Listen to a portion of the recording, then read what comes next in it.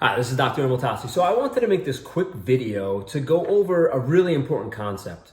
It's the concept of knowing if you're healthy based on symptoms and pain.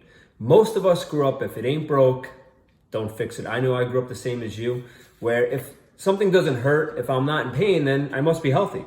But you know what? You'll miss the top killers because those aren't the loud killers, they're the silent killers like heart disease or cancer, for example. So I want to take this to the next level with you. So we've had a lot of new patients come in, and they come from other doctors, other, places, even other chiropractors. And when we go to, through our history, and then we dig into exactly what was done for the exam, a lot of them haven't really had objective testing done. And there's no judgment. We don't guess, we test. We're really into testing and objective findings.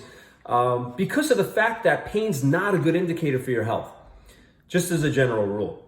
So, we actually do motion study pictures. And the reason for that is because we can find things on this objective test that maybe that person wasn't even aware of. Think about that. So wouldn't it be good information to find out a blind spot? So if you're driving your car and you have a blind spot, what could happen? You could crash. But what if there was a blind spot with your health? There was something that you didn't know about. So I have this research study, and this is awesome. This was in the American Journal of Neuroradiology, and it was published in 2015. And what they did, this is really amazing.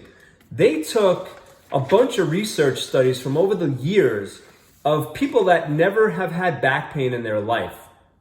They never had pain, ever. They took over 3,000 people, 3,110 asymptomatic individuals, meaning that they never had pain.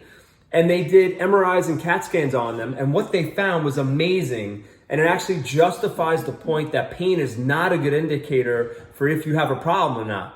And think of it like your teeth, right? I mean, have you gone and brushed and flossed, or have you been to the dentist even if you don't have pain? It makes sense. But what they found was they took people from 20 years old to 80 years of age, and what the range was for disc degeneration, which the discs in your spine, when the spine's stuck and locked up, what the research shows, if you leave that spine stuck for more than 2 weeks, degeneration arthritis starts. So I personally would never wait more than 2 weeks to have my spine checked. I think that's really important. Most people that we meet, believe it or not, they've never even had their spine checked ever in their life. Maybe it was like 5th grade at the nurse or something like that. But what this research found was that 37% of 20-year-olds that had no symptoms at all had disc degeneration, up to 96% in 80-year-olds. And people say, well, it's just an age thing. It's not an age thing, because there's a difference between chronological age and physiological age, or what we call metabolic age, how your body's functioning. But what the research shows is that yes, of course, as we get older, we're going to be faced with more issues and more problems. But the things you do today to build your health will have a huge impact on your quality of life in the future. So it's not just an age thing. It's more, degeneration arthritis has more to do with the torque and the pressure, and if your spine's stuck and it's not moving properly, and then it wears out. And every time that happens, that's a structural explanation. But every single time that happens, that actually sends negative stress signals to your brain neurologically, causes a release in stress hormones, and puts your body into a fight or flight stress response, which actually shuts down healing.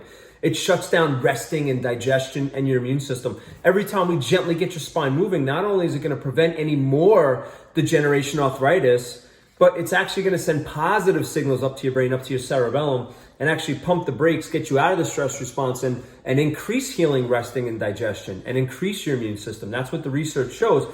What they found also with disc bulge prevalence was in 20-year-olds up to 30% and 84% in 80-year-olds.